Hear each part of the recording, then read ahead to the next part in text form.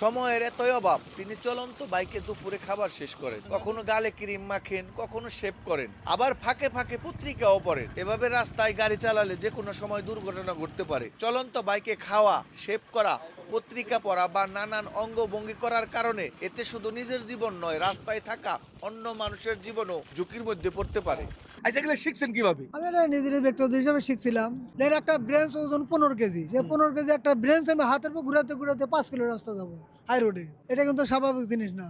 তারপর আমার জন্য বাংলাদেশে কিছু হয় নাই। 15 দিন কি একটু পয়রা টুরে যান নাই? হ্যাঁ, পুরো কিছু ছোটখাটো অবশ্যই গাড়ি ব্রেক করার পর স্লিপ করে। দেখলাম আপনি যখন রাস্তা দিয়ে গাড়ি চালান, এই নানান অঙ্গভঙ্গিতে আশেপাশে যত গাড়ি যায় সবাই বলে হে রাজ্জাক ভাই, হে রাজ্জাক ভাই। আপনারা কি সবাই চিনে না?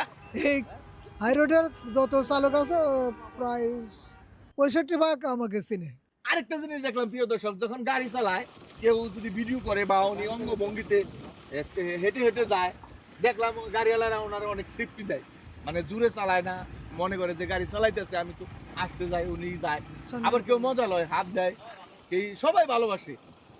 এই জিনিসটা খুব ভালো লাগছে। ভালো লাগে। একদিন আমার যমুনা সেতুতে ট্রেন যেতেছে, আমি ট্রেনটা ওভারটেক করে পার হয়ে গেছি, জামে পরে দাঁড়িয়ে আছি, ট্রেন ওখানে যাক বলছে এই যে এই মোটরসাইকেল, এই যে এই লোক ভাই, ট্রেনের লক্ষ হাজার হাজার লোক, ট্রেনের সবাই আমাকে স্বাগত দিতেছে এবং আমি এরম করতেছি। আর ওই ট্রেনের যাত্রীরা সবাই খালি এরম করতেছে ছাদে ভিতরে ঈদের সময়। তো এখন ট্রেন পার হয়ে যাওয়ার পর আমাকে সবাই ঘিরে করছে, ভাই আপনি তো প্রধানমন্ত্রী না, না ইকো না, এই ট্রেনে কমপক্ষে 15 জেলার লোক আছে, এই 15 জেলার লোক আপনাকে কিভাবে চিনবে? বুঝলাম না। ঘটনা কিভাবে করতে আচ্ছা, আপনি এই কি? যে অনেকেই ভিডিও টিডিও করে বিভিন্ন চ্যানেলে, মানুষের সহযোগিতা পায়, এরকম কোনো কিছু পাইছেন? না, আমি এখনো কোনো সহযোগিতা পাইনি।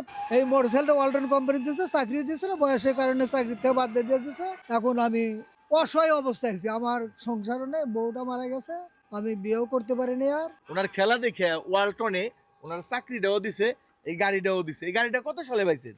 গাড়িটা ছিল 12 সালে জানুয়ারি 2 আচ্ছা, গাড়িটা দিয়ে কি বলছিল?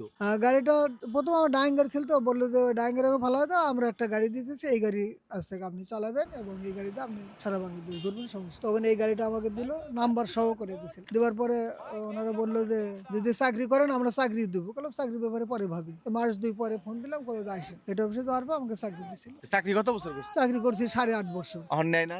না, 8.5 বছর পর বয়সের কারণে চাকরিতে বাদ দিয়ে দিয়েছিল।